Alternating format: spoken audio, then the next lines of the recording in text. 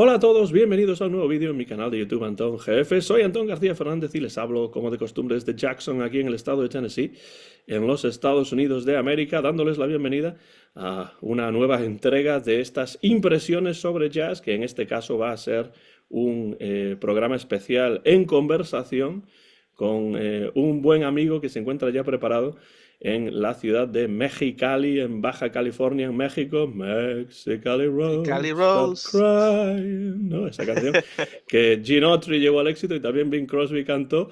Una de las ciudades más calientes de México, con un clima más caluroso, perfecto para el jazz también, porque el jazz hot y esas cosas, pues también son importantes. Les recomiendo, por supuesto, que entren en su canal de YouTube, La Melomanía de Jaco Meceni, y ahí está ya preparado el gatuno servidor, que es mi amigo Jaco Meceni. ¿Qué tal, Jaco? ¿Cómo va todo? ¿Cómo estás, Anton? Sí, en efecto. Un gusto volver a- a participar en un video de tu canal de la serie Impresiones sobre Jazz. Y pues sí, como siempre lo digo, Mexicali pues es de las ciudades más calientes. Bueno, creo que la más caliente de México. Ujú. Siempre lo compite con nuestros vecinos de San Luis Río Colorado, en Sonora. Ahí nos hacemos la competencia a ver en qué año quién llegó a 51 a 52 Celsius, ahí nos peleamos. Pero bueno, Pero en el yo sé que invierno no. también es frío, ¿no? También me comentas. Ah, sí, de hecho, ayer estuvimos a 2 grados Celsius. Mm. O sea, es extremo aquí, pero pues bueno, es una ciudad fundada en medio de un desierto seco, así que se entiende que sea así de caliente, ¿no? Ahora sí que, y muy frío extremo en invierno. Digo, ya estamos acostumbrados aquí y por eso en Mexicali todos nos creemos meteorólogos. El clima siempre es tema de conversación porque no seremos una ciudad turística, pero la gente en todo el país nos ubica por esto. Y no necesariamente por la canción de Ah, no, Mexicali. no. Eso es más de Estados Unidos, creo. Bueno, hoy vamos a hablar de un tema que se le ocurrió a Jaco, que lo propuso él, que es un sello discográfico. Habíamos hablado, por ejemplo, de Norman Granz Ujú. en otras conversaciones anteriores y de sellos como Pablo Records o Verve, pero hoy vamos a acercarnos ya a los años 70, 80 y hasta la actualidad para hablar de un sello realmente vanguardista, especial, que es este sello que se conoce con las siglas de ECM o Edition of Contemporary Music, o sea, edición de música contemporánea, y ahí lo de música contemporánea ya se ve desde un punto de vista muy amplio, ya no solamente es el jazz, sino que hay muchas otras cuestiones. Y bueno, ¿por qué se te ocurrió que sería una buena idea o que tenías ganas de hablar hoy sobre este sello originalmente alemán? Porque de todas las disqueras de jazz que he escuchado, yo en el podio de mis disqueras favoritas, tengo un empate en primer lugar, Blue Note y SM. Mm. Las dos son mis disqueras favoritas, por eso son las que más hablo en el canal, porque me gustan mucho cada una en su respectivo estilo, ¿no? Me gustan mucho. No elegí Blue Note porque pues tú y Alex Martos ya hicieron unos videos excelentes que creo que ya los he escuchado o visto como 4 veces, porque son los que más me han gustado de Presiones sobre Jazz. Ahí saludos a Alex. Eh, De hecho, acabamos de grabar un nuevo vídeo ujú, sí, con Alex hablando claro, de jazz catalán y de jazz de Tennessee. ahí- Dos cosas que pues son interesantes, pero de las que no se suele hablar demasiado. exactamente. Eh, y pues por eso también lo elegí, porque es un sello que me gusta mucho, eh, precisamente por la historia que tiene, por el tipo de jazz que propone, que igual no es el único tipo de jazz, pero como usted dice, hay una gran variedad. De hecho, el nombre de la disquera es un nombre muy ambiguo, o sea, edición de música contemporánea, eh, pero me gusta mucho precisamente, más que nada porque el sello, con el transcurrir de los años, ya llegó incluso a crear hasta su propio sonido, perdón, eh, que muchos incluso lo ponen como un subgénero aparte, y que ha influenciado a otros sellos que nacieron después, ¿no? Como me pasa en el caso de Act, por ejemplo. AZT, que es otra Ujú, disquera que también se ujú. fundó en Alemania, que también está muy influenciado por SM, por ejemplo. Eh, y es por eso, y más que ahí lo mencionaremos. Ay, discúlpenme, es que ya me ganó la gripa del frío. Eh, por eso y más detalles que mencionaremos durante el video, explicaré por qué es que me encanta esta disquera. Y no la pongo en segundo lugar o primero porque como tiene su propio estilo, no lo puedo separar del primer lugar junto con Blue Note. Ujú. O sea, así como me encanta a mí Blue Note por su post-bop, hard bop, incluso sus épocas bajas como de los setentas, en el caso de SM, pues por desarrollar prácticamente su propio sonido, es que me encanta. O sea, y no sé qué tiene, pero me atraen mucho, pues, las dos disqueras, Pero Jacob, a su manera. esas dos disqueras, esos dos ¿O cómo sellos, es en tu caso, Han? Blue Note y SM, son dos sellos muy diferentes y pese a ello se encuentran entre los favoritos tuyos. Exacto. ¿Cómo se puede explicar eso? Son una de las cosas extrañas que uno como melómano o amante del jazz a veces se pregunta. Porque, por ejemplo, también he escuchado a críticos o gente más purista de que para ellos SM no es jazz. Eh, Ay, ¿cómo te lo explico? Es que es una de las razones que a veces yo no me sé, valga la redundancia, explicar. Ujú, Porque sí, son sellos muy distintos, pero cada uno a su manera, Anton, ujú. pues me ha impresionado. Me, no sé, como que, ay, no sé, es Yo que creo que como que es algo muy subjetivo que yo no creo que puedo. un punto de conexión sería, ¿no, Jaco? Si pensamos que Ujú. Blue Note de alguna manera también creó su propio sonido, ¿no? Quiero Ah, decir sí. que los críticos quizá no hablan del sonido Blue Note como hablan del sonido ECM, casi como si fuese un estilo musical propio, pero Blue Note, lo hayan hecho a propósito o haya salido así, también tiene una estética y también tiene un sonido que es Ah, sí. bastante reconocible, ¿no? Con lo cual parece que son dos discográficas muy diferentes, pero en realidad sí que es cierto que son dos discográficas que tienen una estética bastante definida, un sonido bastante definido y desde ese punto de vista sí que se pueden conectar. Sí, pues incluso están las portadas. Ujú, Por ejemplo, Blue Note, sobre todo influenciados por Rate Miles, ¿no? La mayoría de sus portadas, pues sí tienen como que cierta estética, digamos, muy elegante, muy fina, incluso con discos ya posteriores que, pues Blue Note ahora sí que por seguir la tradición, ¿no? Y en el caso de SM, que tiene sus detractores, pero a la vez la gente que lo apoya, las portadas son por lo general más minimalistas. ujú. O sea, son portadas muy sencillas que yo creo que alguien que estudia marketing le da un infarto porque son tan simples, tan poco vendibles que uno dice, no, no, es que esa portada no va a vender. Pues a los de SM, pues no les importa, pues lo que importa más es el contenido. Sí, letras chiquititas que acá dicen en la esquina SM, con el nombre del músico líder, los sideman y el título, y un color ahí básico, y y ahí está. Si lo quieres escuchar adelante, y si no, pues es lo que me llama la atención, o sea, insisto, alguien que estudia publicidad le va a dar un paro al ver eso porque va a decir que esto no va a vender, pero pues es parte del estilo del sello. Claro, a mí precisamente eso es lo que me interesa del sello. Una de las cosas que me atraen de ECM es precisamente esa idea que siempre ha tenido desde sus inicios de difuminar las fronteras entre diferentes estilos, ¿no? Esto es curioso que se le ponga la etiqueta ECM a un sello que realmente lo que quiere es eliminar las etiquetas y decir, bueno, esto es jazz o no es jazz, esto es música clásica o no es música clásica.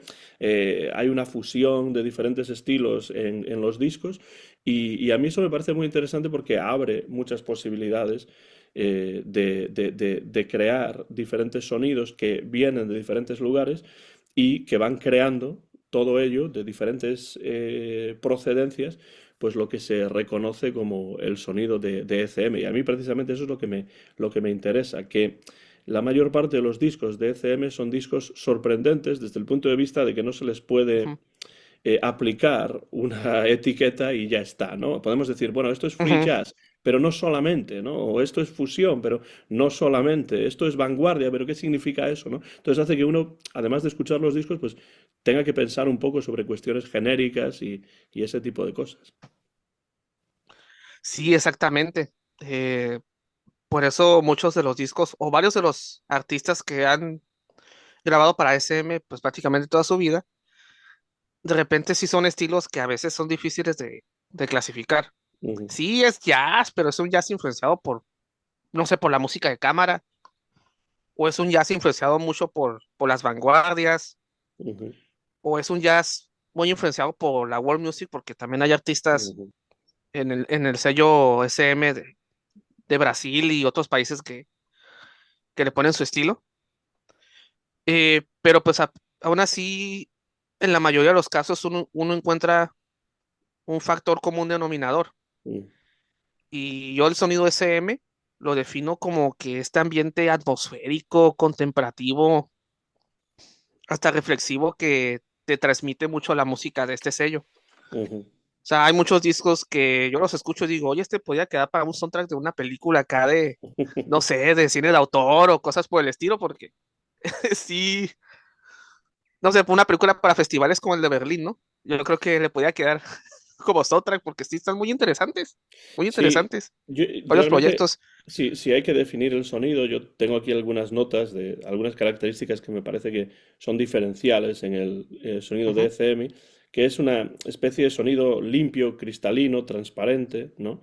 Eh, complejo a veces, en algunos de los discos, pero también ujú, minimalista en otros casos, con lo cual los dos extremos existen también. O sea, no se crea un sonido simplemente sí, diciendo, pues tiene que ser de esta manera, sino que puede haber un disco en el que los sonidos sean más complejos, más estridentes, etcétera, pero luego otro disco en el que el sonido pues es mucho más suave, mucho más minimalista, pero desde luego está claro que lo que prima en los discos de ECM es lo que se considera la calidad musical del disco o de la obra. Es decir, la obra como sí, una obra sí. para perdurar, ¿no? Y de hecho, la noción de permanencia es algo que es muy importante para los productores y para los directores de este sello. Quizá convendría también, Jaco, hablar un poco de la historia del sello, ¿no? Porque el sello nace en 1969 en Sí. Múnich, en Alemania, y lo crea una persona que se llama Manfred Eicher. Ujú. Sí, Manfred es un productor que, sí, efectivamente, pues él es alemán y de hecho, pues él estudió contrabajo en, creo que en el Conservatorio de Berlín, si no me Ujú, equivoco. Ahí estudió contrabajo. Sin embargo, resulta ser que él es uno de estos casos en el que, pues sí, él entró a la música, pues para estudiar músico, ¿no? Al ser músico, ¿no? Sin embargo, pues ahora sí que no lo logró, ¿no? Simplemente digamos que es el caso de un músico frustrado y y que esa frustración, fíjese que lo llevó para fundar un sello discográfico. ujú, ¿Por qué lo comento de esta manera? Porque yo a veces he discutido con otros colegas y amigos melómanos de que muchas veces en géneros musicales que no son tan mainstream, pues como lo es el propio jazz, ¿no? Muchas veces el mejor productor que vas a tener va a ser uno que sea un músico frustrado, porque va a entender un poquito tu visión o va a tener como que cierta empatía con tus ideas o pues te va a entender mejor, ¿no? ujú, Y creo que en el caso de Manfred Aisha, creo que fue así, porque pues bueno, insisto, él vio, no pudo, digamos, triunfar, ¿no? En la música y en su país, y como tenía ciertos estatus económico, pues fundó este sello donde prácticamente quería grabar la música que le gustaba. Claro, después terminó creando este sonido particular, ¿no?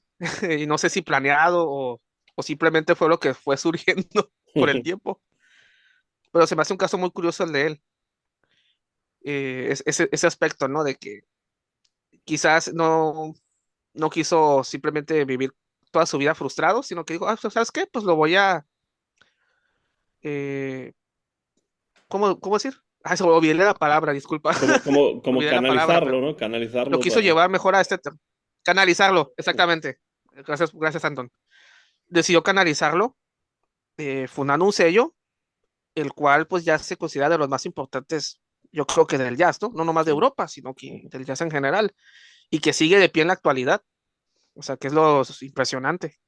En ese sentido, además, yo creo que en eso se parece bastante o hay puntos de contacto también con Norman Granz, porque Norman Granz también quería grabar la música que a Ujú, él le gustaba y la música que le gustaría escuchar ujú, en un disco, ¿no? Y entonces eso es importante. Es importante también lo que comentas acerca del músico, por así decirlo, frustrado, que no llegó a lo que esperaba, pues porque el papel del productor se convierte en algo muy importante también en este sello, ujú, porque el productor participa también en el proceso creativo y eso es muy interesante. Y además, Manfred Eicher era una persona que tenía experiencia como asistente de producción para el sello ujú. discográfico de música clásica Deutsche Grammophon, que es Sí, probablemente uno de cierto. los sellos, bueno, probablemente no, sin duda, uno de los sellos de música clásica más importantes de la historia, con una calidad de grabación impresionante. Y yo creo que esto de que grabase o ayudase a grabar música clásica en este sello venerable, pues hizo que esto ejerciese una muy grande influencia en el propio Manfred Eicher en cuanto a la calidad de sonido, a la calidad de edición, Ujú, etcétera, ¿no? Pero también es cierto que a él, además de la música clásica y tal y cual, le interesaba el jazz, porque cuando conoció la música de Bill Evans, cuando conoció a Paul Chambers, a Miles Davis, a Paul Blake, que grabaría también para ECM, ujú. pues se dio cuenta de que lo suyo era el jazz, pero tenía todo ese sustrato de conocimiento, ¿no? De grabaciones de música clásica, esta idea de que la calidad sonora, la calidad musical es lo importante y entonces a partir de ahí pues crea algo que en esos momentos es diferente y que de hecho crea escuela. Y es curioso que pues leyendo un Ujú. poco de información sobre este sello, leí en algún lugar que las típicas sesiones de ECM seguían o siguen un patrón muy definido. Suelen durar 3 días, 2 días para grabar y un día para hacer las mezclas. Pero claro, en el proceso de grabación Ah, también está igual que el Bruno en su época dorada. exactamente. Entonces tenemos otra conexión ahí. No, no es tan extraño que te gusten estos dos sellos, ¿no? Como los dos principales para ti, porque sí que hay puntos de conexión. Pero es que además el productor se convierte en figura importante también en ese proceso creativo durante la grabación y por supuesto durante las sesiones de mezclas. Sí, totalmente de acuerdo. Y fíjese, ese detalle no lo sabía, de que lo graban en 3 días. Bueno, quizá no sea Pero siempre sí, así, pero es lo estándar. ajá, era un patrón Mm, común, ¿no? Eh, y sí, y típico también en el jazz, ¿no? De que lo graban ya el día de la grabación, nomás era un día y lo que salga, ¿no? ujú, Como es parte de la improvisación en el jazz. Y sí, sí, cierto eso de que, pues sí, él trabajó para este gran sello de música clásica. Y de hecho, adelantándome un poquito, pues el propio Manfred Eicher creó tiempo después en el propio SM un subsello que es SM New Series, ujú, que se enfoca precisamente en la música clásica, sea de la época pues, del barroco, del romanticismo, como en la contemporánea, ¿no? De hecho, este famoso compositor Steve Reich, ujú, no sé si lo pronuncié bien, Steve Reich, ujú, ahí grabó la famosa pieza de la música para 18 músicos, ¿no? 18 instrumentos, creo, ujú, que es una de las piezas contemporáneas más conocidas. O también está Arvo Part, por ejemplo, que él también grabó mucho para SM. O sea, el punto es que Manfred, o sea, aparte de músico que no pudo ejercer su profesión, pues también era un gran melómano. Bueno, sigue siendo un ujú, gran melómano. Si ujú. todavía sigue entre nosotros Manfred. Y pues sí, es algo, eh, no sé, se me hace muy interesante, ¿no? Su caso. Es muy Sí. interesante. Además, veo que también hay otro punto de contacto con Blue Note, porque si Blue Note tuvo como ingeniero de sonido principal a Rudy Van Gelder, ¿m? En su estudio de Nueva Jersey, ¿no? Eh, ECM tiene en Oslo, en Noruega, a un ingeniero de sonido Ujú, también importante y Jan, primordial, que es Jan-Erik Koenigshaug, sí, ¿no? Un poco difícil de pronunciar porque es sí, noruego. Stanhouse, Por supuesto que hay sí, otros ingenieros, ¿no? Está James Farber, está Peta Lenga, está Stefano Amario, está por supuesto Martin Wieland, que fue el ingeniero ujú, de sonido del famoso concierto de Colonia de Keith Jarrett. Pero sí, Koenigshaug es el ingeniero de sonido principal y de nuevo pues se confía la grabación a una persona que en el caso de Blue Note era Van Gelder y en el caso de ECM pues es este ingeniero de sonido noruego. sí, sí, de hecho, bastantes álbumes de SM se grabaron ahí en su estudio en Oslo, Ujú, bastantes, y a lo mejor por eso llegó a crear ese sonido particular, ¿no? Y también el hecho de que muchos músicos de jazz, músicos de jazz nórdicos participaban en el sello ujú. y también le dieron ayudaron a crear ese sonido particular. Sí, hay una influencia muy de la música del norte de Europa, Sí, evidentemente, se nota. en las grabaciones de ECM, a pesar de que, por supuesto, pues hay muchos músicos estadounidenses que han grabado. De hecho, el primer músico que grabó un disco fue Mal Waldron, el Ujú. pianista, ¿no? Y bueno, hay muchos músicos estadounidenses que han grabado para ECM, pero es cierto que la música escandinava, la música del norte de Europa, ha ejercido, ya sea jazz, ya sea otro estilo musical diferente, que pueda ser pues la música contemporánea, la música clásica de hoy, etcétera, pues ha ejercido una importancia o una influencia muy importante, ¿no? Y además hay una cosa muy interesante que también leí en algún lugar, creo que en la propia página web de ECM, que dice que ECM sigue desde su inicio un modelo semejante al de una editorial literaria. O sea, Sí, sí, sí, esto es algo exacto. realmente, no voy a decir innovador, pero muy curioso, ¿no? Porque durante mucho tiempo, por ejemplo, los discos de ECM solamente se podían encontrar en un formato físico. O sea, incluso después de Sí. que apareciese, por supuesto, antes de las plataformas, sí, pero cuando ya aparecen las plataformas, hubo un tiempo en el que ECM se resistió a subir a las plataformas las versiones digitales de sus discos. Entonces, se podían encontrar solamente en formato físico y no solían ser demasiado baratos, por así decirlo, especialmente si había que importarlos a esta parte del mundo, a los Estados Unidos o a Hispanoamérica, ¿no? Pero claro, ¿qué es lo que crea esto? Lo que decía antes, de esa idea de permanencia, ¿no? Ese concepto de, igual que una editorial publica un libro de quien sea para que perdure en el tiempo, pues nuestra música también está aquí para que perdure en el tiempo y entonces, claro, los músicos que están de alguna manera relacionados con ECM han ido mostrando a lo largo de los años muchísima fidelidad a este sello y han grabado muchos discos en este sello. Tal es el caso de Keith Jarrett, por ejemplo, pero de muchos otros músicos de diferentes lugares. Sí, exactamente. Ese es un buen punto que acabas de tocar. De hecho, SM, si no me equivoco, apenas tiene como 10 años que ya decidió poner toda la música en streaming, Ujú, pero ujú. sí siempre se negó por eso mismo, ¿no? Pero al final lo tuvieron que hacer, porque pues bueno, también existe la piratería, ¿no? Y, y como que eso ya no les Claro. gustó, Bueno, además, pero vaya que aguantaron años. además hay que entender que evidentemente a uno le puede gustar más el formato físico, el vinilo, el Ujú, CD, lo que sea, o un libro en lugar de leer con un Kindle o algo de esto, ¿no? exacto. Pero lo que es cierto es que los hábitos sociales y los hábitos de acercamiento a la cultura van cambiando a lo largo del tiempo, ¿no? Con lo cual, pues supongo que CM en cierto momento se daría cuenta de que no solamente económicamente, sino incluso socialmente, pues necesitaba acercarse a esas plataformas.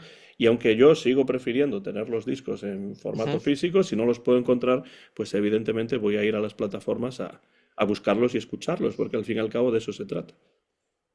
ujú, sí, exactamente. Y pues el sello SM, adelantándome un poquito, pues ese sonido particular ha influido mucho en la historia del jazz. Incluso en músicos que no tocan para SM, pero que se nota mucho su influencia. Ujú. Eh, por ejemplo, ya que hablaron ustedes, tú y Alex Martos del jazz de Cataluña y Tennessee, Aquí en México, por ejemplo, muchos de los músicos del jazz nacional, Ujú, sobre todo en los últimos 15, 20 años, mucho del jazz está muy influenciado por SM. O sea, mucho, mucho. O sea, mencionando ejemplos, pues te puedo hablar de Benjamín García, que es un bajista de aquí. Tú escuchas discos de él y dices, oye, esto podía quedar muy bien en un álbum de SM, sin problemas. Eh, Aaron Flores es otro guitarrista que también tiene ese estilo. O sea, te estoy hablando a nivel aquí ujú. del jazz nacional, pero pues uno rascándole en otros países se da cuenta que también hay músicos de jazz que han sido muy influenciados pues por este sello, muy, muy influenciados. De hecho, un saxofonista de aquí de mi ciudad, de Mexicali, que se llama Fernando Domínguez, eh, él también ya ha grabado discos y yo ya le he dicho que, oye, yo lo conozco en persona, ¿no? Ahí saludos a Fernando. Una vez platiqué con él y le comenté, disculpe, Fernando, ¿eres fan de SM, verdad? Y me dijo, sí, sí, sí. Yo, porque se nota mucho en su música, en sus discos, pues. Claro, Y pero es interesante, ¿no? es algo que suele ocurrir Ajá, también, ¿no? A lo largo de la ajá, historia de diferentes estilos musicales, pues cuando hay unos ciertos medios de producción para la música, ¿no? Cuando ya pasamos ujú, de solamente tocar en directo a ya pues poder grabar y pues de alguna manera fijar la música de una manera, de una forma u otra, ¿no? Pues empieza a aparecer ese tipo de influencia que va más allá de los músicos en particular y tiene que ver también con el lugar donde graban y con la filosofía del lugar en el que graban, con lo cual el sonido Blue Note del que hablábamos antes también tuvo su influencia en los años 50, 60, quizá menos en los 70, claro. pero sí en los 50 y 60 por lo menos, ¿no? Y entonces es cuando uno se da cuenta, cuando eso ocurre, de la importancia del sello en sí y del hecho de que Ujú. hablar de el sonido ECM puede parecer una exageración, pero no lo es en absoluto, porque hay unas ciertas coordenadas que después los músicos van a utilizar o van a comulgar con ellas o no, y entonces pues me parece un tema muy interesante ese, la verdad. Sí, exactamente. Y lo pongo de ejemplo aquí de músicos, aquí de mi país, porque pues, a uno le sorprende, ¿no? Que como este sello que tiene un sonido particular, eh, que digo que no es tan, tan conocido si lo comparamos con Blue Note, Ujú, porque pues cuando alguien habla de jazz, o los que estamos metidos en este nicho, Blue Note va a ser más hablado que SM, ¿no? Pues ujú. por su importancia histórica, pues bueno, la época dorada de Blue Note, pues fue la época dorada de Blue Note. O sea, ¿cuántos discos de esos no están en las listas de discos que tienes que escuchar sí o sí en el jazz, ¿no? Pero te das cuenta de que incluso como estos otros sellos alternativos también tienen su gran importancia histórica, ¿no? O Ujú. sea, se me hace muy interesante, por eso lo menciono. Se me hace un detalle muy interesante. Y yo creo que es una mezcla de todo lo que A pesar decías, de que no es siempre. el sonido, Ujú, la presentación gráfica, e exacto. incluso, como digo, la filosofía de no vamos a etiquetar las cosas necesariamente de una manera inamovible, sino pues vamos a tratar de difuminar las fronteras entre diferentes estilos para crear algo diferente, para crear algo, por así decirlo, nuevo y de ahí viene la innovación también, ¿no? Es como, por ejemplo, el free jazz no ocurre simplemente ahí en un vacío, sino que hay unas coordenadas anteriores que hacen que se lleve a eso y eso sea la novedad en base a lo anterior, etcétera, etcétera, ¿no? Y por eso Ujú, creo que ECM es un sello interesante en ese sentido. ok. Pero bueno, Anton, yo creo que ya dimos así un gran panorama del sello. Así que pues, yo creo que vamos a mostrar algunos discos de, de esta disquera que, digo, hay un montón, ¿verdad? De Sí, hecho, yo sacan muchos por año, como Blue Note precisamente. Y supongo que las tiradas tampoco son demasiado espectaculares y entonces por eso también a veces es difícil encontrar algunos de estos discos o incluso caro conseguir algunos de los discos dependiendo Sí. de dónde esté uno. Así que bueno, yo tengo cuatro, tú tienes cuatro, creo que alguno probablemente va a coincidir, pero vamos como un partido de tenis, ¿no? Empiezas tú Ujú. si quieres y Ok. después presento yo el siguiente y yo los tengo en orden cronológico, pero no hay por qué hacerlo por orden cronológico, lo haces como a ti te parezca. Ah, sí, sí, claro. Ok, ok, Anton. Bueno, voy a empezar con un músico que ya mencionamos, o que tú mismo mencionaste, con uno de los ingenieros de audio. Y pues bueno, vamos a empezar con Keith Jarrett y uno que es de bueno, es de esos ahora sí que de los que más recomiendan del sello. Y es el concierto de Colonia Uf. de Keith Jarrett. Eh, este es considerado, bueno, según las estadísticas, es el disco de solo piano más vendido de todos los tiempos. Ujú, Independientemente si hablamos de solo piano en música clásica, jazz o cualquier género musical, este digamos que es el bestseller, ¿no? De la disquera de SM, o sea, ha tenido millones de ventas que ahora sí que el que está en segundo lugar en SM pues no lo alcanza, ¿no? De tanto que ha vendido eh, este disco, ¿no? A lo mejor por qué crees, Jaco, que ha vendido tanto ese disco en particular? Porque a mí me parece un discazo, una verdadera sí, obra maestra, pero ¿cuál piensas tú que sería la clave de que ese disco haya tenido tanta aceptación? eh, ¿por qué haya tenido tanta aceptación? Híjole, es un tema muy interesante.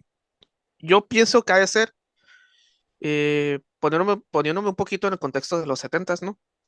De que a muchos les sorprendió el hecho de que este pianista, Keith Jarrett, él solito haya improvisado un concierto durante hora Mm, y media, ujú, solamente en el piano, en un piano muy viejo, que de hecho hay una historia detrás de este disco que es muy particular.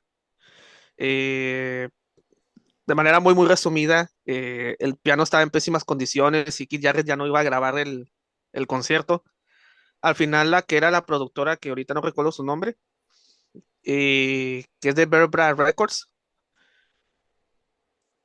le comentó de que, pues sí le pidió, ¿no? Que por favor graba, o sea, vamos a arreglar como sea el piano y al final, pues Keith Jarrett accedió, ¿no? Ahora sí que por amabilidad. Y qué bueno que accedió, porque pues el discazo que sacó, ¿no? A pesar de que el piano tenía sus defectos. Eh, yo pienso que fue eso, volviendo a tu pregunta, ¿no? Yo ujú, pienso que fue eso de que sorprendió mucho, de hecho, de que ese pianista durante hora y media sacaba todas sus influencias pues del blues, del ujú, jazz, eh, la propia música clásica, que a Jarrett también le gustaba, ujú, y aparte pues este disco fue la introducción para muchísima gente en su momento a Keith Jarrett, y los que ya lo conocían pues se sorprendieron de que verlo en esta faceta, ¿no?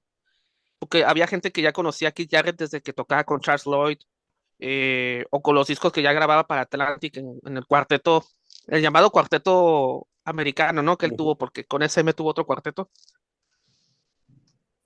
Y a lo mejor se sorprendieron mucho por este detalle, ¿no? ujú, Eso es lo que yo pienso. Y aparte, pues el concierto es precioso. Es precioso. Yo hablando a nivel personal, en el momento cuando lo escuché, eh, la hora y media que dura se me pasó. Sí, creo que dura hora 20 más o menos, no me acuerdo, pero el punto es que pasó volando para mí. Y en su momento fue algo chocante porque yo todavía no estaba acostumbrado a escuchar discos de una sola, de un solo músico, ¿no? Eh, todavía no estaba acostumbrado, no, ahora sí que nomás había escuchado el virtuoso de Joe Pass antes que este, que también es un discazo a su manera, ujú. y me sorprendió muchísimo, o sea, ahora sí que hasta me enamoró del piano, ¿no? Me enamoró del piano porque es increíble todas las sensaciones, todas las emociones, los propios gritos o alaridos que a veces saca Keith Jarrett, Ujú. que bueno, ya con los años se volvió un poquito más molesto, ¿no? Si me lo preguntan, pero en este disco está más equilibrado en ese aspecto, en ese historismo que él tenía. Ya sé, es un punto complicado, ¿no? Con la música de Keith Jarrett. La manera en que cómo golpea el propio piano como si fuera un instrumento percusivo en Ujú, ocasiones. Se me hizo tan creativo en su momento cuando lo escuché por primera vez. O sea, está tocando el piano, pero a la vez pateándolo y luego haciendo su histrionismo, ¿no? En otras palabras,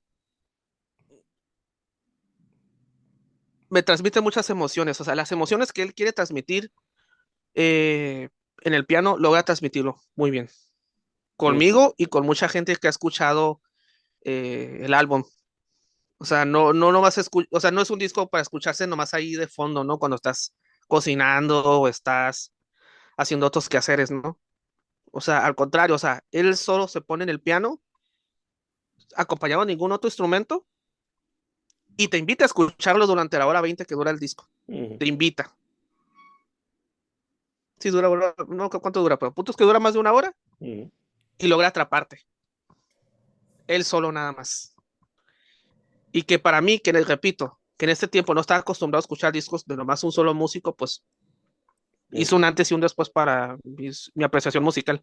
Sí, Por eso el aprecio que yo le tengo a este disco a nivel a mí personal. me parece una magnífica tarjeta de presentación para Keith Jarrett, porque como dices, aúna todas sus diferentes influencias y después pues las composiciones son todas suyas. Y además leyendo sobre Oscar Peterson el otro día, un libro en el que se hablaba del arte del piano solo, ¿no? Y se Ujú. decía que muchos pianistas eran muy buenos acompañando a otros músicos, pero que después no tenían Exacto. no digo el talento, ¿no? Pero no tenían la decisión de salir ellos solos a tocar piano solos, ¿no? Y eso es algo Ujú. que Oscar Peterson, el propio Oscar Peterson tuvo que practicar y tuvo que mentalizarse para ello, ¿no? Y pienso que esto, en este caso, pues es una clase magistral de lo que Ujú. es el piano solo, la improvisación solo al piano y bueno, una verdadera obra maestra que yo iba a sacar, pero al final decidí no sacar y lo hice bien porque ya la tienes tú ahí. Pero pues sí, exactamente, totalmente de acuerdo, Anton. Y es por eso y más que yo le tengo aprecio, ¿no? A este disco, porque primero ayudó a que yo apreciara más a los músicos que tocan en solitario, ¿no? Hasta digo, porque ya hace años que escuché este disco por primera vez, ¿no? Creo que fue, no sé si el segundo o tercer disco de SM que escuché, creo, Mm, ya hace años. Y, y segundo, porque pues me sorprendió cómo me enganchó. O sea, mm, desde el inicio cómo me engancha y, y todo lo que hace Jared, ¿no? Para crear esta belleza de más de una hora, que de hecho es un álbum doble, tiene dos discos de vinilo. mm. Y la verdad que se lo recomiendo mucho, ¿no? Y por favor no lo ponga como música de fondo, o sea, sentarse a escucharlo y es una belleza, Ujú. es lo que voy a decir. Bueno, que hayas sacado a Keith Jarrett hace que entonces yo ya rompa lo del el orden cronológico, porque también tengo yo uno de Keith Jarrett, Ajá. pero es de varios años después. Lo tengo en disco compacto y es este disco que está aquí, que Ah, cómo es no. el Standards Live, ¿no? Este Ajá. es un concierto de 1985. Es un contexto muy diferente al que tú presentas, con lo cual son dos discos muy complementarios, porque en ese vemos en el Köln Concert tenemos a Keith Jarrett en solitario y aquí lo tenemos en un trío inmejorable, que como se ve ahí es Gary Peacock al contrabajo y Jack DeJohnette a la batería. Una verdadera maravilla de trío. Y es un disco grabado en julio de 1985 en el Palais de Congrès de París. Y claro, Keith Jarrett en estos momentos, en 1985, ya había grabado todo tipo de discos para ECM y también para otros sellos.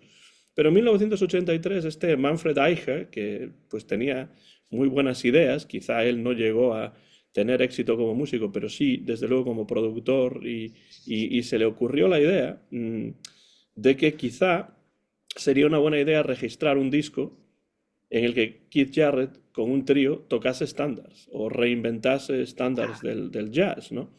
Y entonces se grabó ese disco que se llama simplemente Estándares Volumen uno, pero es que en esa misma sesión se grabaron dos discos más de estándares, con lo cual le gustó a Keith Jarrett la idea Y lo que tenemos aquí es la primera grabación en directo, no de estudio, sino en directo, que este trío, que se llegó a llamar el Standards Trio, Ajá, eh, pues realizó, en este caso, en el Palacio de Congresos de París, en Francia. Y es un directo que lo que hace, lo que me gusta de este directo es que a mí, sabes que me gustan mucho los estándares, pero aquí lo que tenemos es un acercamiento muy personal de Keith Jarrett, como no podía ser de otra manera, a claro, estos estándares y de alguna manera los reinventa, los presenta de una manera diferente, con una luz diferente, ¿no? Con un sonido diferente. Y estamos hablando de clásicos de los más grandes del Great American Songbook, ¿no? O sea, temas de, pues de Ned Washington, de Victor Young, de Dorothy Fields, de Jerome Kern, o sea, los grandes, ¿no? Temas como Stella by Starlight, Falling in Love with Love, de Rodgers y Hart, nada menos. Pero claro, lo que hace Keith Jarrett con los estándares es utilizar el estándar como base para después crear algo nuevo a través del estándar. ¿Por qué los estándares para mí son estándares? Porque permiten eso, porque son melodías que se han tocado desde tantos puntos de vista diferentes y en tantos estilos diferentes, ¿eh? Que al final pues, se convierten en verdaderos vehículos para la creación musical más allá de lo que esté escrito originalmente en la partitura de Richard Rodgers o en la partitura de Cole Porter. Jerome Kern o Cole Porter o quien sea. Creo que no hay ninguno de Porter aquí, pero bueno, por supuesto Cole Porter sería Un otro ejemplo. de los grandes ejemplos. Pero a mí me parece un discazo y por supuesto recomiendo todos los discos de estudio de este trío de Peacock, de Jonette y Jarrett, tocando estándares o no, pero sobre todo este es un ejemplo de cómo lo hacen en directo y bueno, me parece una verdadera maravilla, es un discazo. Sí, y estándares los cuales ellos tocan durante 10, 12, 15 Ujú, minutos. ujú, O sea, y uno dice, oye, pues, ¿cómo le hacen? Pues es la magia del jazz, hermano. ujú. Es la magia del jazz, o Claro, sea, efectivamente, no, no hay límite de tiempo, ¿no? Que eso también es ajá, otra cuestión. Y eso también tiene que ver incluso con las innovaciones tecnológicas. En los años 20, 30 solo se podía grabar un cierto número ajá. de minutos, mientras que cuando llega ya el LP en los años 50, etcétera, pues ya ahí hay mucha más libertad para grabar temas e improvisaciones más extensas. Y bueno, Keith Jarrett es un maestro de esto, entiende los estándares muy bien y los utiliza a su manera para presentarlos de otro modo diferente. Y entonces uno disfruta los estándares, los ve, los escucha de otra manera. Y eso es lo que a mí me atrae de este disco y de los otros discos de estándares de Keith Jarrett. Así que tú has presentado a Keith Jarrett en solitario y yo a Keith Jarrett en muy buena compañía. Ah, claro, y con un trío legendario como el Standards Trío, ¿no?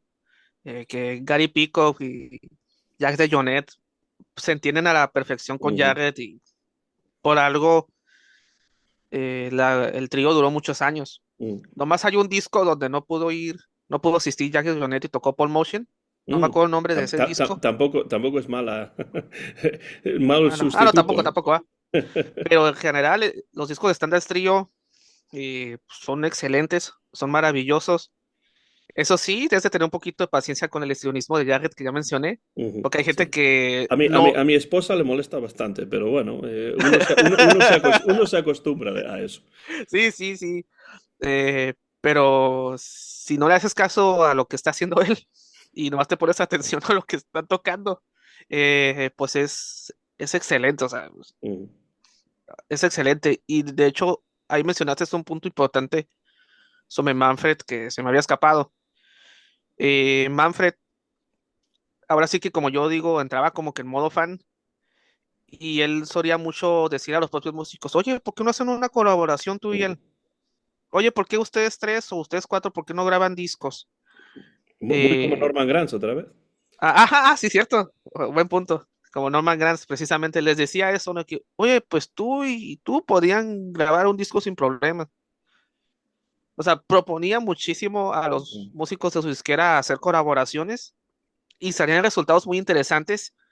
Y este fue, digamos, una de sus ideas más exitosas, ¿no?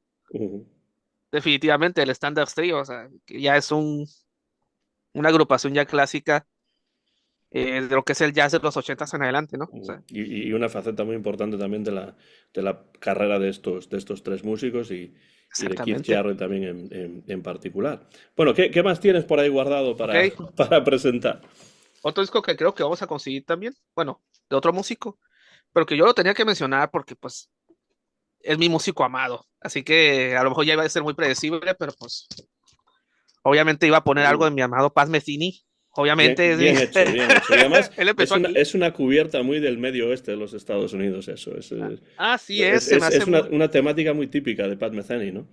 Ajá, sí, pues Paz Metheny, él es de un pueblito llamado Lee Summit en Ujú, Missouri, ujú, aunque aquí está más inspirado de lo que es el área de Oklahoma, Kansas, Texas. ujú.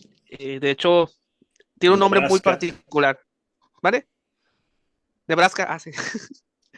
Eh, este álbum se llama, tiene un nombre muy largo y muy de trabalenguas en inglés, ¿no?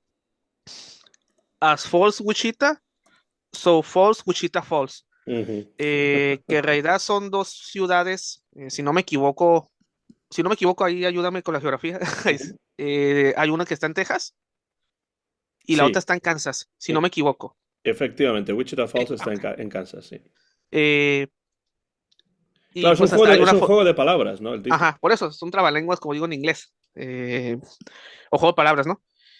Y aquí en la portada se sale un poquito de las minimalistas, bueno, para algunos es minimalista, ya depende de quién le preguntes, pero pues en la portada podemos ver a una carretera ahí abandonada con poca iluminación, ¿no? Del medio, como tú dices, la parte central de Estados Unidos, Ujú, ujú.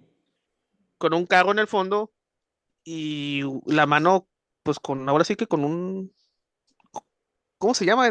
Con el que sostenías el teléfono, ¿no? Sí, el auricular, ¿no? Auricular. Ay, discúlpeme, ahí me salió los Centennial. Ya estamos acostumbrados a los celulares. Eh, ok, ¿a qué voy?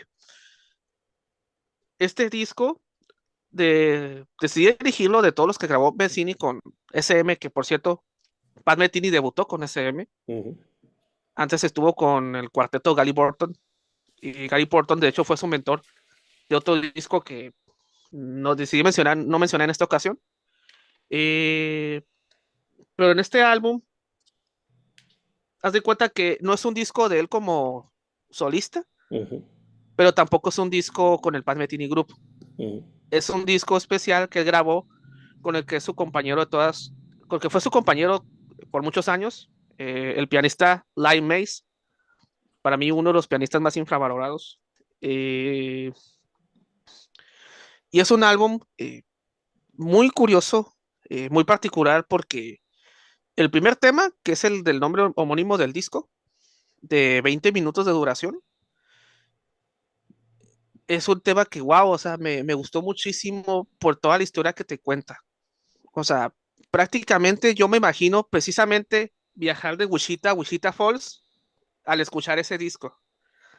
O sea, a mí me da la sensación de que si estás ahí andando por la carretera con todos los sonidos, todo ese ambiente, esa atmósfera que crean Paz Metini, Lai Mays y un tercer músico que digamos que es el invitado en esta propuesta musical, que es el percusionista Nana Vasconcelos. sí, tocando el berimbau.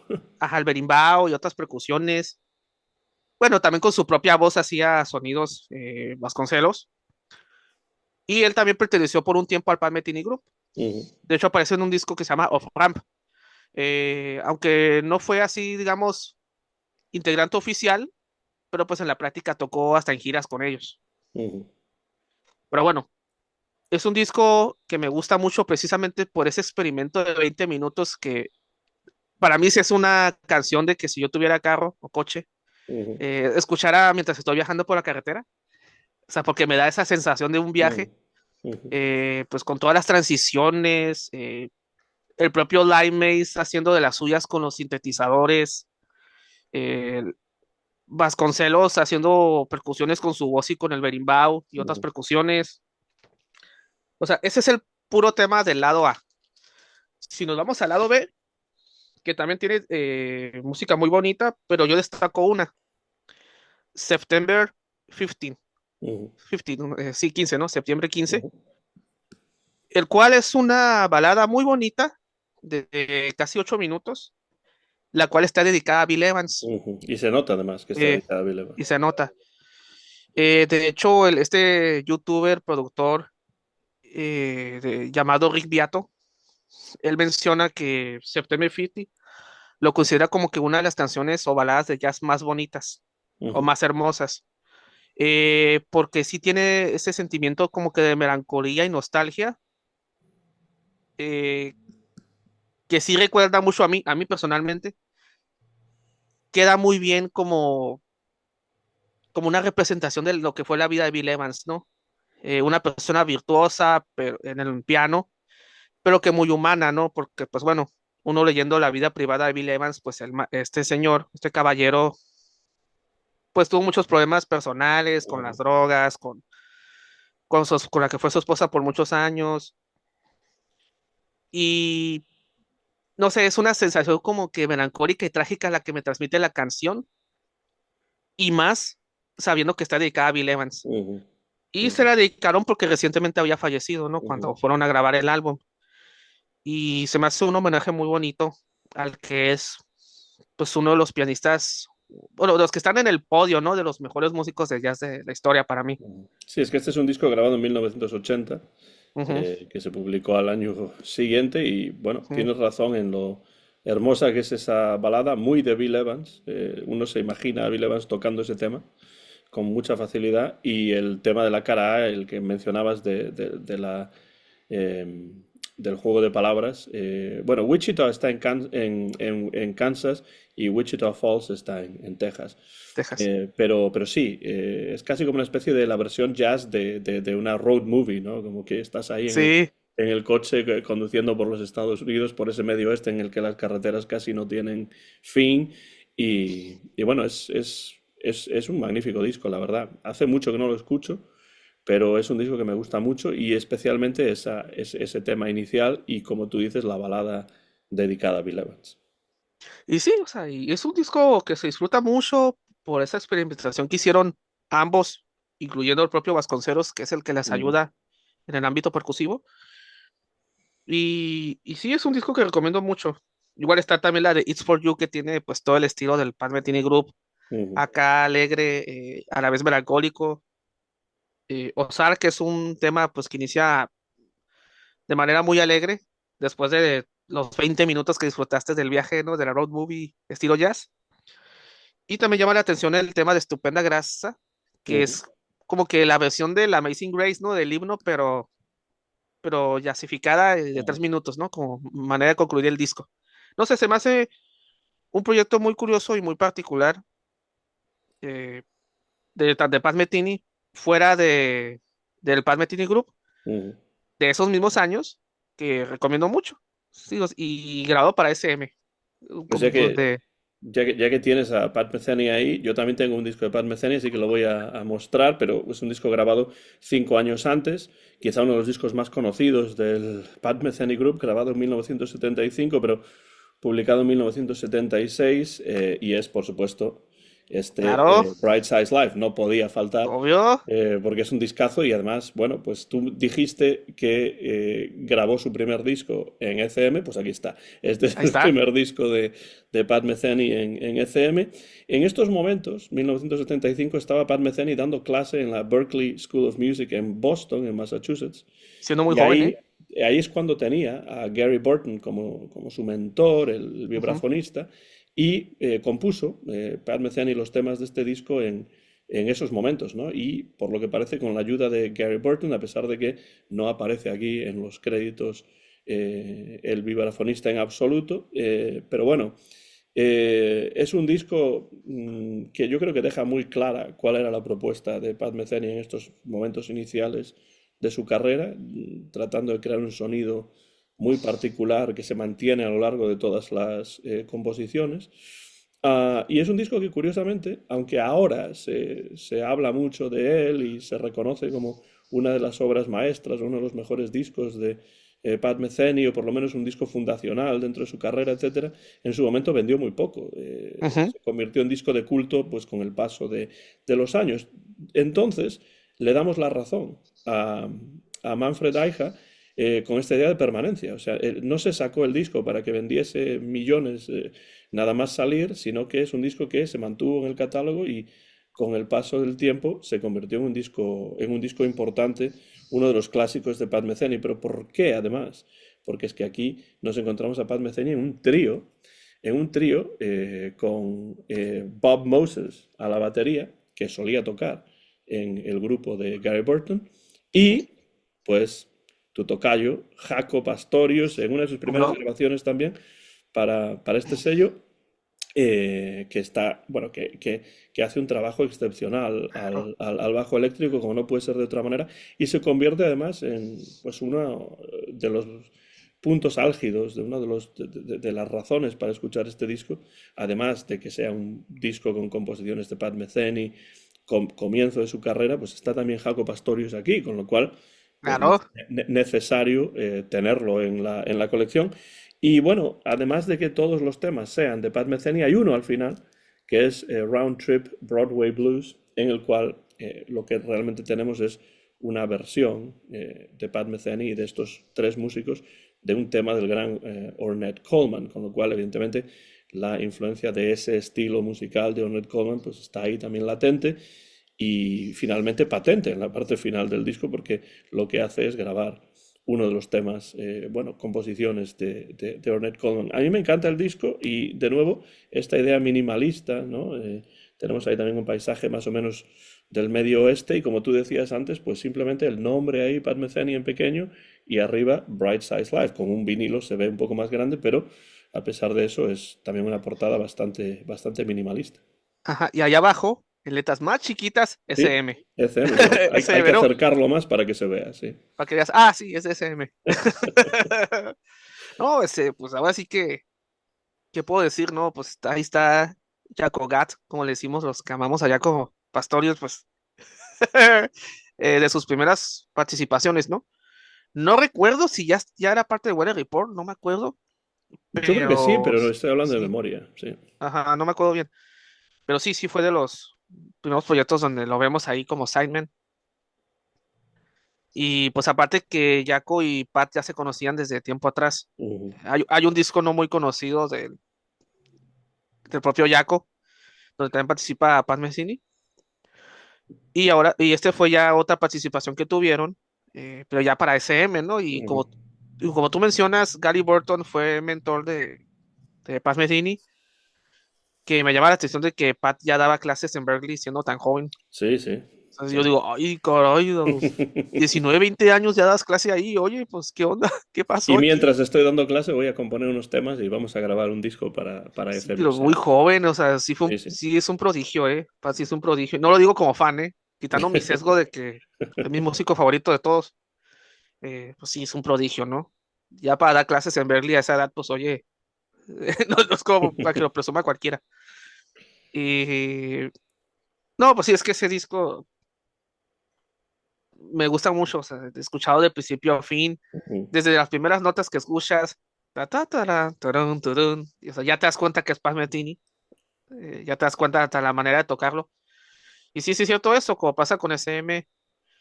Y yo creo que muchas disqueras de jazz, que tienen muchos discos de que en su momento no vendieron tanto, pero que con el tiempo, pues gracias al boca en boca, a las recomendaciones, ¿no? De los propios fans del jazz, o los jazz cats, como me gusta decirlo, ujú, pues terminaron ayudando a que este disco junto con otros más fueran más reconocidos, ¿no? Y es por eso que ahí los vemos ahorita.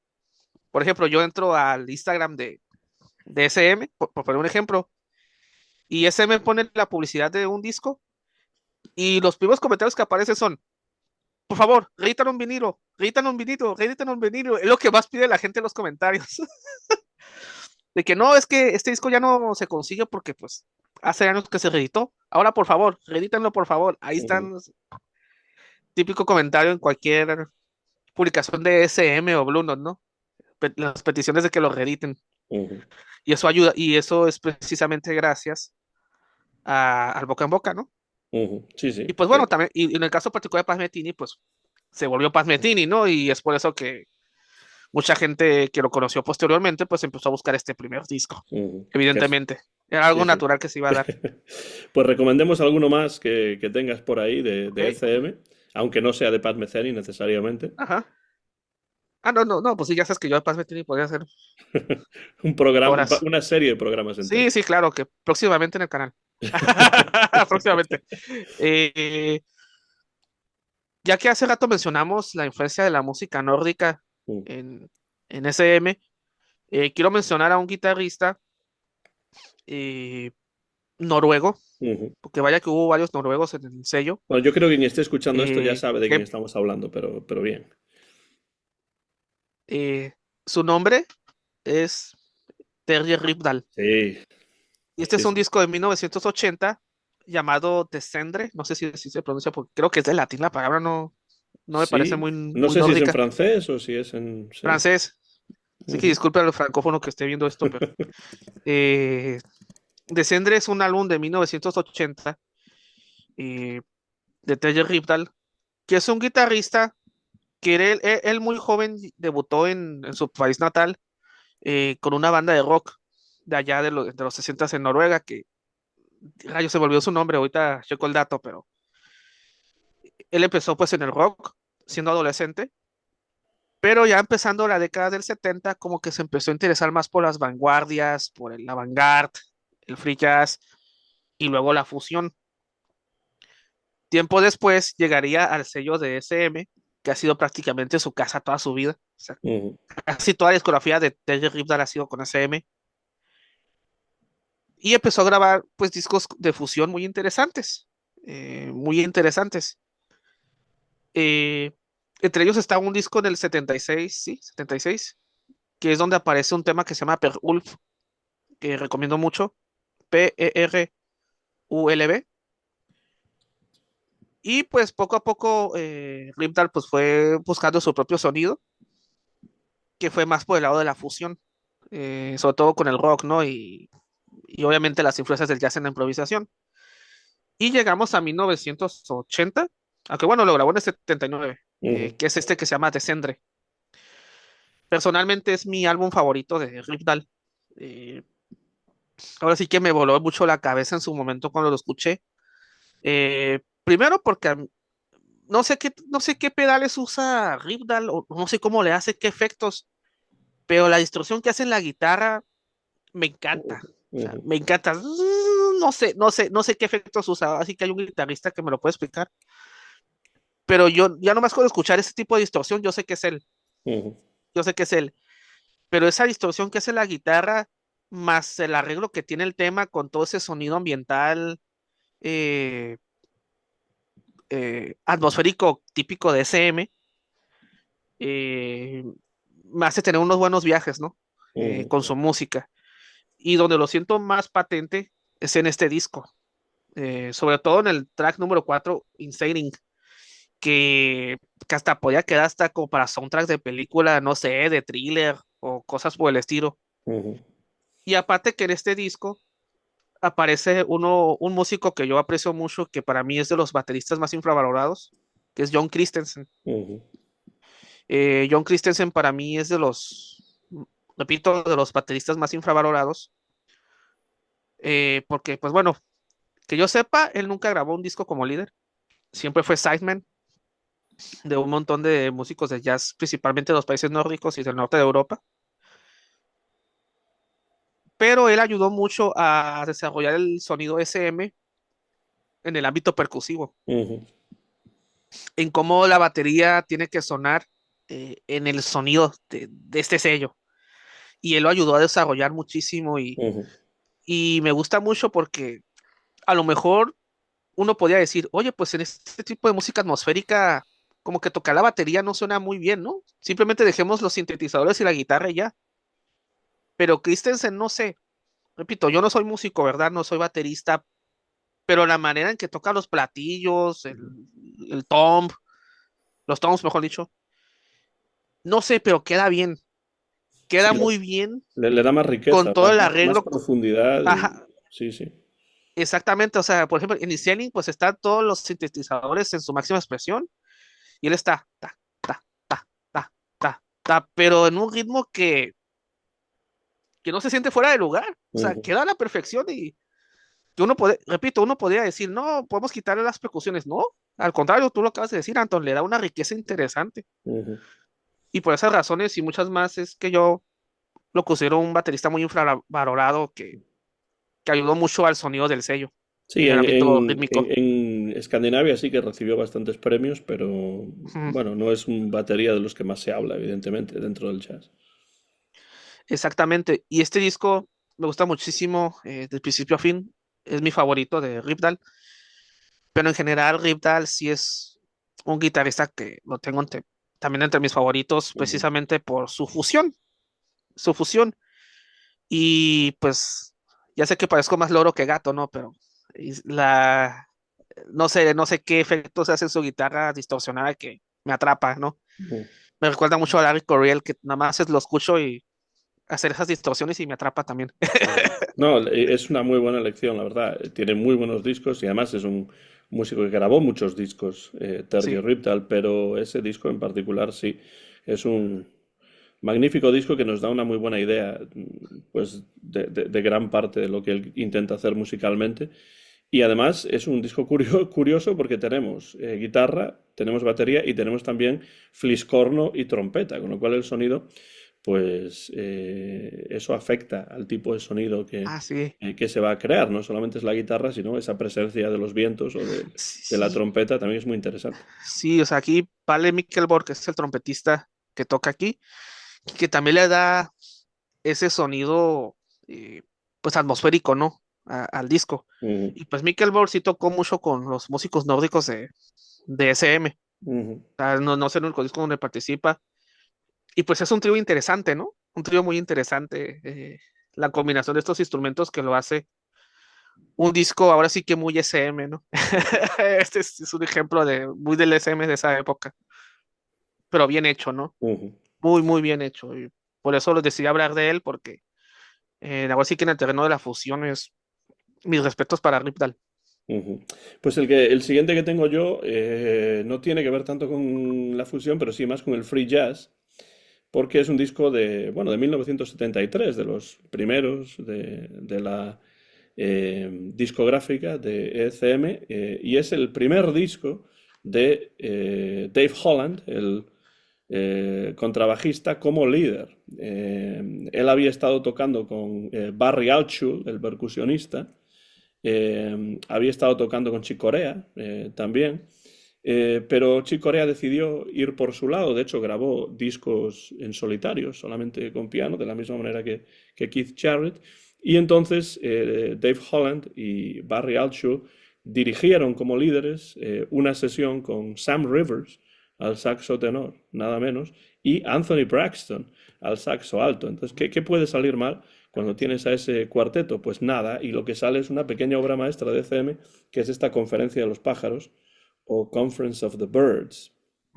Ah, es curioso un poco el título de Conference of the Birds, ¿no? Conferencia de los Pájaros, pero tiene que ver con la experiencia de Dave Holland en Londres, donde él estaba viviendo en un piso en el cual, pues fuera del piso, había pájaros que pasaban por ahí, se reunían y se ponían a cantar, y entonces eso lo inspiró para componer los temas que aparecen en este disco, y por eso el disco se llama Conferencia de los pájaros. Es una descripción así, bastante mundana de la razón, pero esa, por lo que parece, es la razón de que se titule Conference of the Birds. O sí, disco Rayos Anton. Voy a tener que hacer aguafiestas aquí, pero como no soy muy fan yo del free jazz, no sé, Bueno. no sé qué comentar, no quiero ser el aguafiestas, pero sí reconozco, o sea, Dave Holland sí es de mis bajistas favoritos, Ujú, sí lo respeto, me encanta escucharlo, eso sí no lo voy a negar.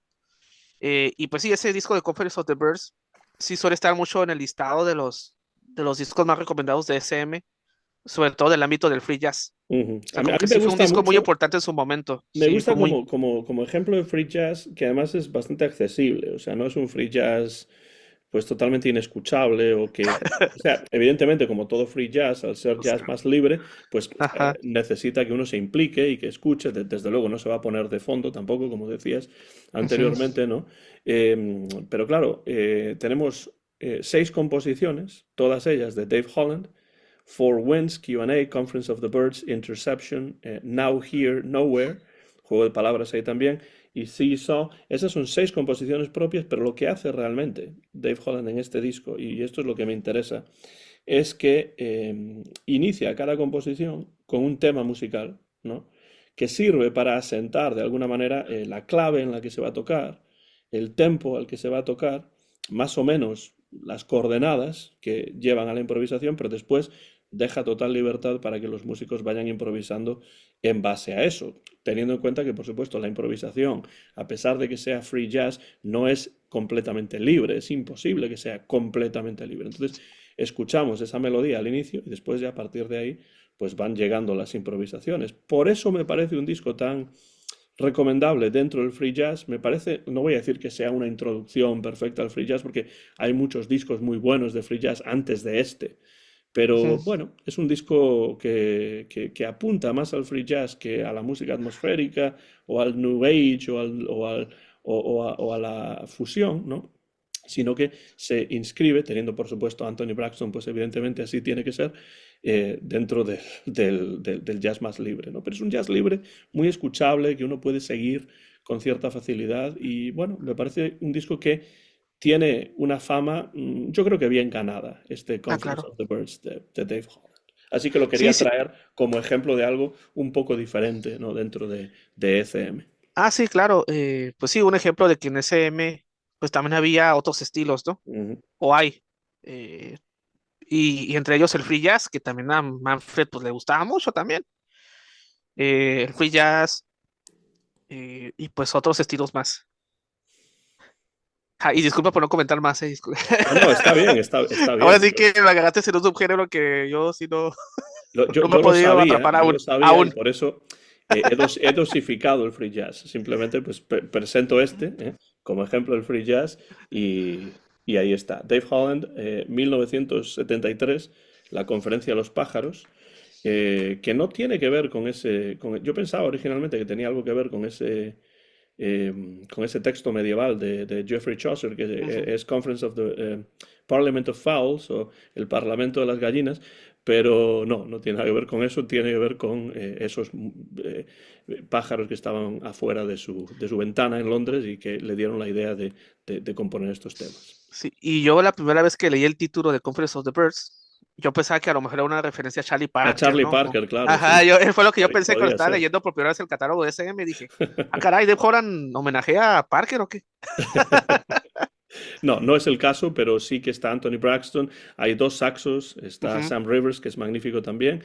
Y bueno, pues es un disco para mí interesante, que suelo escuchar bastante, la verdad, dentro de los discos de ECM, porque tengo que decir que tengo más discos de ECM, muchos de ellos están en España, en casa de mis padres todavía, y bueno, pues quería mostrar los que tengo aquí y algunos de los que tengo aquí, y por eso he elegido estos. Y creo, Jaco, que para ir cerrando te queda una elección. Uno, que voy a terminar con otro músico que también es sinónimo de esta disquera, que en su momento me enamoró porque, para mí, personalmente, ¿no? Para mí, como melómano, es uno de los bajistas más originales en su propuesta. Y les estoy hablando de un alemán llamado Eberhard Geber. Sí, sí. Y este disco, pues con esta pintura particular que de hecho fue hecha por su esposa. Tengo entendido que era su esposa la que lo diseñó. La pintura que vemos aquí en este dibujo, de acá de una familia. Los colores de Clo, The Colors of Clo. Es su primer disco, me parece. Sí, su álbum debut. Eberhard Geber, sí, era un bajista, bueno, es un bajista todavía, está entre nosotros. Que sí ya tenía su trayectoria pues en el ámbito del jazz alemán, pues tocando ahora sí que diferentes estilos. De hecho, participó en un disco de Joe Pass llamado Intercontinental, eh, que es un disco muy interesante porque lo puedes escuchar tocando puro bebop, ¿no? O hard bop, pues como el que tocaba Joe Pass, ¿no? Ujú. Y a estas alturas es muy extraño escucharlo en ese estilo, ¿Por ququé? Porque Eve Hargever, digamos que le quedó como anillo al dedo pertenecer a SM. ¿Por qué? Porque precisamente el estilo de Geber es uno que prácticamente digamos que son muchos viajes en su música. Sí, hay solos, hay improvisación como lo es en el jazz, pero de una manera muy, ahora sí que va a sonar cliché, pues a lo SM, ¿no? A lo atmosférico, a lo Ujú. contemplativo, a lo reflexivo, con canciones de 15, 10 minutos en ese viaje, ¿no? Y un gran ejemplo de que digamos que fue su carta de presentación por primera vez como líder, pues es Los Colores de Clo, que fue un excelente debut, porque pues ya llegó al punto de que está en el top de los mejores discos de la disquera. O sea, qué gran manera de debutar, ¿no? Que tu primer disco sea del top de la disquera. Hay algunos críticos, Jaco, que describen Ajá. este disco porque hay varios músicos aquí. O sea, no Ujú. es el minimalismo de otros discos en trío, dúo, cosas así, pero lo Ajá. describen como jazz sinfónico. ¿Estás de acuerdo con eso? Más, más que jazz sinfónico, yo lo catalogo como el llamado chamber jazz. El chamber jazz, que muchos discos de SM así se pueden clasificar, sobre todo estos años, Ujú, que es un jazz que está muy influenciado por la música de cámara. Un ejemplo de ellos también es la banda Oregon, eh, que también grabó para SM, pero principalmente para manga de los 70s, que está muy influenciado por la música de cámara. Yo lo veo más por ese lado, pero también puede ser jazz sinfónico porque pues aquí aparece la Sinfónica de Stuttgart. mm, Y pues sí, pues también podía entrar en esa categoría, ¿no? Aunque para mí es más chamber jazz, ujú. pero bueno, es lo que pasa con SM, ¿verdad? ¿Cómo lo vamos a clasificar? Claro, claro, no. Precisamente por eso lo decía, porque hablamos de la dificultad de etiquetar, pero después los críticos siempre se empeñan en que hay que etiquetar las cosas, ¿no? Y entonces, pues hay críticos, he leído por ahí que dicen, este es un buen ejemplo de jazz sinfónico. Claro, yo cuando escucho jazz sinfónico pienso en Paul Whiteman en los años 20 y tal, ¿no? Pero evidentemente esto no tiene nada que ver con eso, pero me pareció curioso que se aplicase esa etiqueta a este disco en particular. Un disco que, por cierto, hace muchísimo tiempo que no escucho y es uno de los ejemplos de discos que tengo en España y que no he traído todavía aquí a los Estados Unidos. Sí, no, pues sí, sí, efectivamente. Pues sí, es un disco que me gusta mucho. Todos los temas, o sea, ya desde el inicio con More Colors ya te estás dando cuenta de que, oye, esto no es lo normal. Y ya ni les digo en el lado B, con No Motion Picture, que también dura sus 20 Ujú, minutos. ujú, Igual es todo un viaje entre la orquesta, los sintetizadores y otro detalle también que olvidaba de Eve Hargever, que Eve Hargever, una característica que él tiene es que él creó su propio contrabajo. ujú, Tiene un contrabajo eléctrico que él mismo fabricó y es el que ha utilizado toda su vida. Digo, sí utiliza el contrabajo clásico de toda la vida, pero pues también utiliza el que él mismo fabricó. O sea, es algo ujú, muy curioso. ujú, Y pues en este álbum aparece otro músico importante para Geber, que es Rainer Bronninghaus, ujú, que es un pianista, tecladista que también incluso también grabó lo suyo para SM también. Creo que hay un disco solista. El líder, no me acuerdo su nombre, pero Bronninghaus también ayuda mucho a crear ese sonido y yo lo recomiendo mucho este álbum porque pues es una carta de presentación, ¿no? ujú, Aunque a veces me pongo a pensar si lo pudo superar Geber porque ya si uno escucha el resto de su discografía, pues sí es el mismo estilo, ¿no? Pero es el mismo estilo y a lo mejor no sé si dejó la vara muy alta, no sé, pero puede ser una gran introducción al resto de su discografía. ujú. Sí, Aunque sí creo que repito que dejó la vara muy alta porque sí se mantuvo mucho en el mismo estilo el resto de su carrera, que a mí me gusta, ¿eh? Igual, hay muchos músicos de jazz que se mantuvieron igual, como Oscar Peterson, ¿no? O sea, Oscar ujú. Peterson para mí son igual toda su vida, pero no por eso vamos a demeritarlo, porque era un genio, era un genio, ¿no? En el piano. Pues sí, a mí este disco me gusta mucho y de hecho tengo ganas de reescucharlo ahora que lo has presentado y lo buscaré en alguna de las plataformas. En cuanto a Rainer Brunenghaus, veo aquí en internet que uno siempre puede buscar esta información fácilmente, que grabó dos discos como líder para ECM, uno Mm. en 1980, Frei Gewet, y Ah, otro sí, en 1983 que se llama Continuum. continúo. Y bueno, pues esos son los discos, los dos discos suyos. Me parece muy interesante lo que comentas y como digo, tengo ganas de escuchar este disco ahora que lo presentas, de Eberhard Weber, que bueno, también es uno de esos músicos de los que tampoco se habla demasiado, ¿no? Cuando uno habla de ECM, pues claro, hay ciertos músicos que siempre salen y luego hay otros que están un poco más en un segundo plano, sea algo correcto o no, pero sí es. Y Weber yo creo que es uno de estos. Sí, exactamente. Y como bonus tracks, también les recomiendo mucho su segundo disco, se llama Yellow Fields, donde aquí ya formó un cuarteto llamado Colors, eh, que lo recomiendo mucho porque sí queda un poquito a la sombra de Colores de Crow, pero que también recomiendo mucho. Pues igual, son unos viajes con temas de 10 15 minutos que pues ahora sí que pues ahora sí que para sentarse y escuchar con atención, ¿no? Ujú. Al igual que el otro disco que se llama Silent Feet. Bueno, Eve Hargreaves me gusta mucho, Sí, sí, la ya verdad, me veo. gusta mucho. Me gusta mucho y como tú dices, es un músico que también ayudó mucho a desarrollar el sonido SM, Ujú, pero que a veces sí queda como en segundo plano. Tú mismo lo acabas de decir, que como que sí es de esos músicos de jazz que tienes que estar muy metido en este género musical para ubicarlo, ujú, definitivamente. Y que tiene una propuesta muy interesante y toda su vida ha estado con el sello, o sea, es parte de ujú. la casa.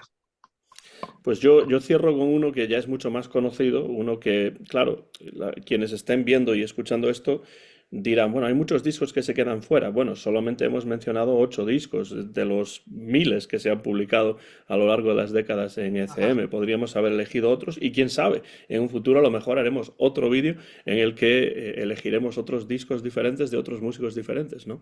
Por supuesto, Pat Metheny tenía que estar, por ejemplo, ¿no? Y Keith Jarrett tenía que estar, y también tiene que estar Chick Corea. Evidentemente que tiene que estar Chick Corea, porque Chick Corea grabó un disco, Ah, sí, coreas. yo creo que es una verdadera obra maestra, y no estoy ni descubriendo nada, ni siendo original, ni nada por el estilo. Creo que esto es un disco canónico que tiene que estar aquí, y por eso lo traigo. Es este magnífico disco de fusión en un quinteto dirigido por Chick Corea al piano, Joe Farrell a la flauta y también al saxo, el gran Stanley Clark al bajo eléctrico y Ayrton Moreira al piano, perdón, a la percusión, y también aparece por ahí la voz etérea de la vocalista brasileña Flora Purim. Sabes perfectamente que estoy hablando de Return ¿Cómo to no? Forever, Clasicazo.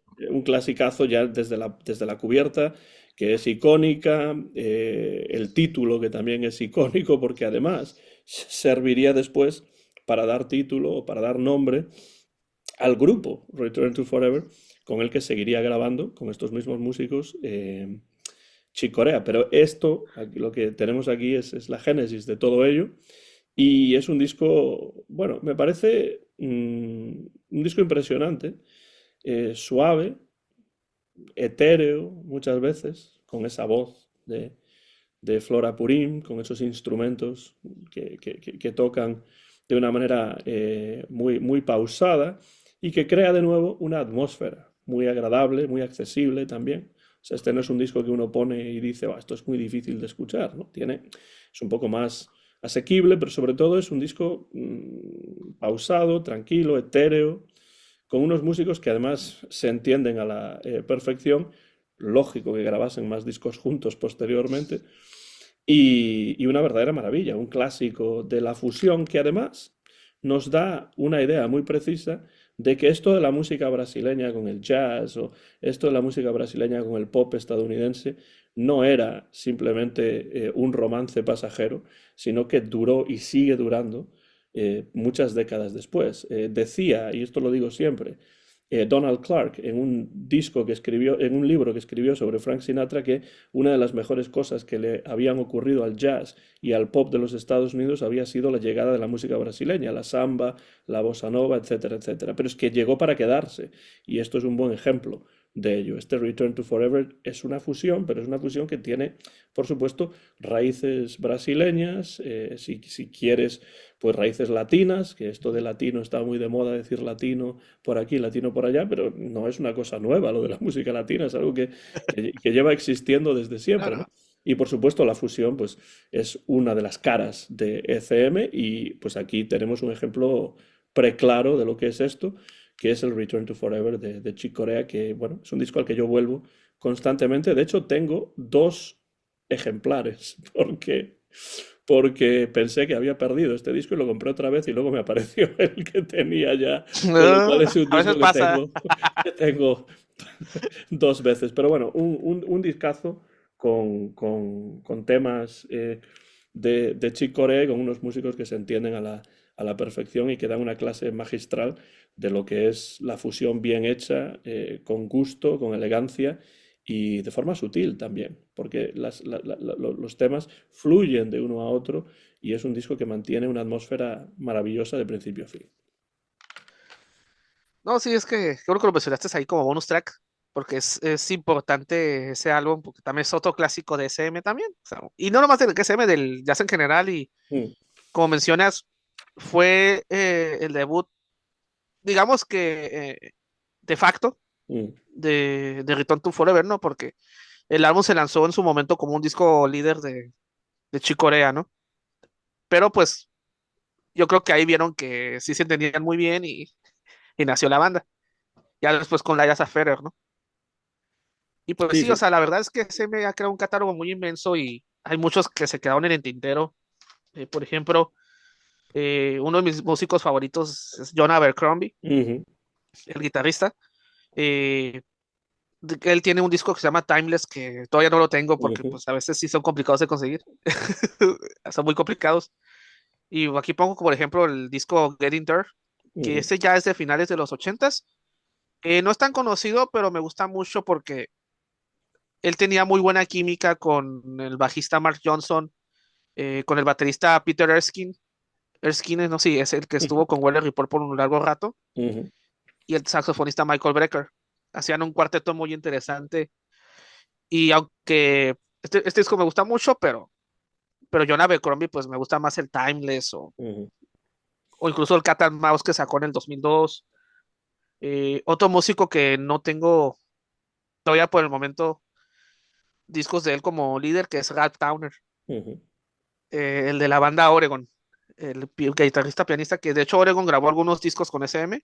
ujú, No son tan conocidos porque sus discos que la gente más ubica pues son los de Vanguard, ¿no? ujú, Pero Ralph Towner pues grabó discos como líder en SM que me gustan muchísimo, como el Solstice. ujú. Solstice, que es también de los setentas, que ahora sí que es el disco que me enamoró de él. O sea, dije, híjole, qué crack. Qué crack. Tanto en el piano como en la guitarra, ¿no? ¿Y qué otros ejemplos al azar que podían mencionar? Pues Ah, Jan podríamos, Garbarek. sí, podríamos hablar de Jan Garbarek, Sí. podríamos hablar del propio Mal Waldron, Ajá. podríamos hablar pues de muchísimos otros, ¿no? Charlie Hayden, el propio Gary Burton, Paul Bley, que a mí me gusta mucho también y que en algún Ajá. momento habrá que hablar de él también en el canal. Y bueno, muchísimos otros que podríamos citar, pero los podemos dejar para otra entrega de estas Ocasión. conversaciones. Y bueno, si quieres termina con ese que está ahí y Ajá. cerramos la Este se llama conversación. Places de Jan Garbarek, que también Ujú, es otro que recomiendo. Estoy dando ejemplos al azar antes de terminar. Otro que dejé a un ladito es este disco llamado Mágico, de Charlie Hayden, Jan Garbarek y Alberto Gismonti, que también es una de estas colaboraciones que le gustaba mucho hacer a Manfred, que proponía. Y ya si hablamos de músicos un poquito más recientes de la disquera, uno que me gusta muchísimo, que es un tunecino llamado Anwar Brahim. ujú, Anwar Brahim, él toca el laúd y sacó discos muy buenos como el de los Ojos de Rita del año ujú, 2008, ujú, que de lo que he escuchado de SM de la década del 2000 es, o sea, es jazz árabe muy fino. o Bruma Camps del 2017, que de hecho ahí participa Jacques de Jonette y Dave Holland. Así que si quieren escuchar a Jacques de Jonette y Dave Holland tocar jazz árabe, está ese disco del 2017 ya como unos veteranos, ¿no? Es que el Y así catálogo como un anuncio es... de última hora, pues finalmente Brahim, ¿mande? No, no, digo que el catálogo es ¿Mande? enorme. Disculpa. Digo que el catálogo es enorme. Ajá, sí, es inmenso, ¿no? O sea, ahora sí que de los recientes, pues me gusta Noah Brahim, que de hecho ya va a regresar con otro disco después de 8 años. Por eso la semana pasada andaba muy emocionado por lo mismo. Es el regreso que menos me esperaba, otro disco de Anual Brahim. Pero bueno, es un catálogo muy inmenso que hay un montón de ejemplos, pues no sé, Thor Gustafsson. No, no, no, bueno, es un no parar. Pero sí, es un Pues sello muy interesante si te parece, que recomendamos mucho, ¿no? podemos emplazarnos a futuras conversaciones sobre más artistas de ECM. Lo que queríamos Ajá, con esta primera claro. entrega, pues eso era simplemente presentar un poco el sello, hablar un poco del sello y de su filosofía y de su catálogo y presentar algunos discos que para nosotros son imprescindibles, pero por supuesto hay muchos que, como digo, se quedan fuera. Jaco, como siempre, es un placer charlar contigo. Me quedaría aquí horas y horas hablando de ECM y de otras cuestiones, pero podemos poner punto y seguido aquí en esta conversación dentro de mi canal Ujú. Anton GF y como siempre es un placer tenerte aquí, así que espero que en un futuro próximo nos volvamos a encontrar por la red a través del jazz y a través de nuestros canales de YouTube.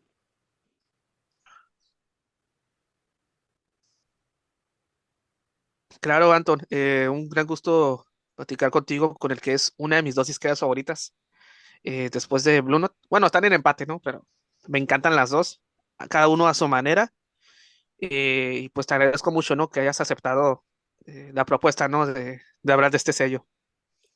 Pues te agradezco a ti que hayas pasado por aquí y tienes invitación perpetua, como ya sabes, y por supuesto a todos los que estén ahí afuera, que dejen comentarios por la parte de abajo del vídeo si tienen algún disco en especial de ECM que les guste, algún músico en especial que les guste y del que hayamos hablado o no, y por supuesto les recomiendo que se acerquen a la música de ECM y que se acerquen al canal de Jaco Meceni, que es La Melomanía de Jaco Meceni, un canal muy interesante que continúa adelante y bueno, lo que continuará adelante también serán nuestras conversaciones aquí en impresiones sobre jazz, porque ya lo decía Duke Ellington, ya lo decía también Billy Strayhorn, don't mean a thing if it ain't got that swing. Gracias, Jaco, y gracias a todos los que estén ahí afuera por Gracias. seguir el Hasta luego. canal y por seguir esta conversación. Hasta la próxima.